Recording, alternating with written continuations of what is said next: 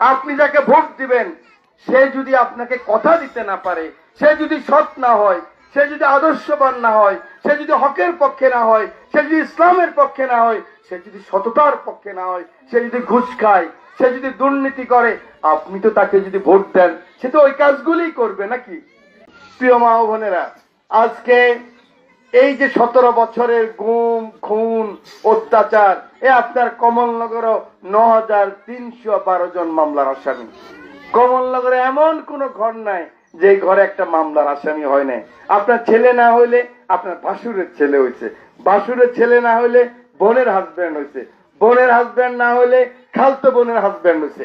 কেউ না কেউ কিন্তু মামলার আসামি হয়েছে। কিন্তু আমাদের এই ছেলেরা, আমাদের ভাইয়েরা, আমাদের বন্ধুরা, আমাদের বাবারা এত অত্যাচার করো আমাদের এই জিয়ার সৈনিকদেরকে ওরা থামাইতে পারেন নাই। আপনারা অনেকে কষ্ট পেয়েছেন, স্বামী নাই, ছেলে নাই, জেলখানায়, মামলায়, এখানে পলায় ওখানে পলায়, কোথায় বউ কোথায় মা, কিন্তু তারপরও আপনারা সাহায্য করেছেন। আমাদের একজন নেতা কর্মী আমাদের দল থেকে চলে যায় নাই এত অত্যাচারের পরও। 17 বছর আপনারা ভোট দিতে পারেন নাই, 17 বছর আপনারা কথা বলতে পারেন নাই। আপনাদের ভিজিএফ কার্ড, আপনাদের ভিজিটি, আপনাদের বিধবা ভাতা, আপনাদের বয়স্ক ভাতা, আপনাদের স্বামী পরিত্যক্তা ভাতা ঠিক মতে আপনারা পান নাই। যখনই গেছেন, যাদের কাছে গেছেন ওনারা বলছে তোমার নাম ঢুকাবো, আমাকে টাকা দাও। অনেকে টাকাও দিচ্ছে তারপরও পায়নি। এগুলি সব আমরা জানি। কিন্তু আমাদের নেতা তারেক রহমান এই জন্যই আজকে আপনাদের কাছে পাঠিয়েছে। এই জন্যই যে এক কথাও বলতে পারে না, আমি বলি তুমি কথা বলো ভাই, তোমার কথা বলো, তোমার ভাষাই বলো, আমাদের নেতাদের ভাষা না। আজীবন কি হয়েছে, নেতারা, আপনারা নেতাদেরকে বলতেন, নেতা ভালো হলে নেতার কাছে পৌঁছাইতো, ভালো না হলে নিজেই খাই ফেলতো। সেই জন্য আজকে আমরা আপনাদের কাছে এসেছি, আপনাদের ঘরের মধ্যে এসেছি, আপনাদের ছবি তুলে নিয়ে যাওয়ার জন্য এসেছি। বলে ছবি তুলবেন কেমনে? আমি আমার এই চোখ দিয়ে আপনাদের ছবি তুলে নিয়ে যাব, আপনারা আপনাদের চোখ দিয়ে আমার ছবি তুলে নিয়ে যান। চোখের ভিতরে ক্যামেরা আছে, কিন্তু আপনি কিভাবে দেখেন? এই চোখের ভিতরে যে ক্যামেরা, সেই ক্যামেরা দিয়ে আপনি মাইক দেখেন, স্টেজ দেখেন, মানুষ দেখেন ক্যামেরা দিয়ে।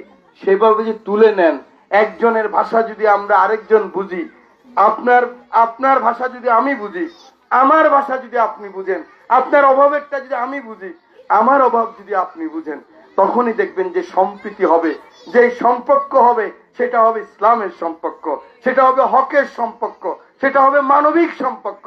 সেই সম্পর্ক কখনো ভাঙবে না, সেই সম্পর্ক কখনো নষ্ট হবে না। আজকে বাংলাদেশের 50% মহিলা কিন্তু ভোটার, অর্থাৎ পুরো জনগণের অর্ধেক হলো মহিলা। সেই মহিলারা কিন্তু পিছনে পড়ে আছে। সেই মহিলারা তাদের কথা বলতে পারে না, না পারে বাপের বাড়িতে, না পারে স্বামীর বাড়িতে। আবার ছেলে বড় হইলে ছেলের সাথেও বলতে পারে না। বুদ্ধিমতী নারী যে কোনো কারণে একজন স্বামী বলবে তুমি কি বুঝো, পরে দেখে যে মাও বলে, মানে ছেলেও বলে তুমি কি বুঝো, ছেলের বউ বলে তুমি কি বুঝো, বাপের বাড়িতে গেলে বলে তুমি কি বুঝো। কিন্তু আমরা সবাই কিন্তু মন্ত্রী বলেন, এমপি বলেন, প্রধানমন্ত্রী বলেন, চেয়ারম্যান বলেন, মেম্বার বলেন, এই মায়ের পেট থেকে আমরা এসেছি। কিন্তু এই মাই 10 মাস 10 দিন আমাদেরকে গর্ভে ধারণ করেছে। এই মায়ের নিঃশ্বাস দিয়ে আমরা নিঃশ্বাস নিয়েছি। এই মাই যা খেয়েছে ওই খাওয়া ওই 10 মাস 10 দিন বাচ্চা খেয়েছে। সেই মাকে আমরা আলোর মধ্যে নিয়ে আসতে চাই। সেই মাকে তার অধিকার সম্বন্ধে আমরা সচেতন করতে চাই। সেই মাকে আমরা বলে দিতে চাই, তুমি বলতে হবে মা যে আমার এই অধিকার, আমার অধিকার তুমি আমাকে দাও। সেজন্যই আমার নেতা তারেক রহমান আজকে আপনাদের কাছে আমাদেরকে পাঠিয়েছে। আমরা সারা জীবন ভোট করেছি, রাস্তায় রাস্তায় ভোট করে চলে গেছি, এমপি হয়েছি না ভাই?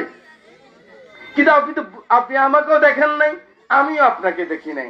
আপনার চোখের ভাষা আমি বুঝি নাই, আমার চোখের ভাষাও আপনি বুঝেন নাই। আপনি যাকে ভোট দিবেন সে যদি আপনাকে কথা দিতে না পারে, সে যদি সৎ না হয়, সে যদি আদর্শবান না হয়, সে যদি হকের পক্ষে না হয়, সে যদি ইসলামের পক্ষে না হয়, সে যদি সততার পক্ষে না হয়, সে যদি ঘুষ খায়, সে যদি দুর্নীতি করে, আপনি তো তাকে যদি ভোট দেন সে তো ওই কাজগুলোই করবে নাকি? হয়তো একদিনে আপনি ইমোশনালি আবেগে তারে ভোট দিয়ে দিলেন, আমি দুর্নীতিবাজ, আমি ঘুষখোর, আমি আপনার ছেলেকে চাকরি দিব বলে টাকা নিয়ে যাই। এই লোককে যদি একদিনের আবেগে 1000 টাকার জন্য, 500 টাকার জন্য, কিন্তু ইমোশনালি আপনি ভোট দিয়ে দেন, 5টা বছর আপনাকে কষ্ট করতে হবে। সেই কারণে আজকে আপনাদের কাছে এসেছি, সেই কারণে আপনাদের চোখের ভাষা বুঝতে এসেছি। রামগতি কমলনগরে 162 ওয়ার্ড, প্রত্যেক ওয়ার্ডে ওয়ার্ডে 1 বছর আগ থেকে আমি যাওয়া শুরু করেছি। আমার মা ও বোনদেরকে এরকম কাছাকাছি আমি কথা বলার চেষ্টা করেছি। আমার মা ও বোনরা আমাকে ফোন করতে কেউই ভয় করে না। একজন মেম্বারের ফোন করতে সে ভয় করে, কিন্তু আমাকে ফোন করতে ভয় করে না। আমি দেখেছি ওরা মনে করে আমি ওদের মতো মানুষ, ওদেরই ছেলে, ওদেরই ভাই, ওদেরই বন্ধু। আমি এরকমই থাকতে চাই আপনাদের।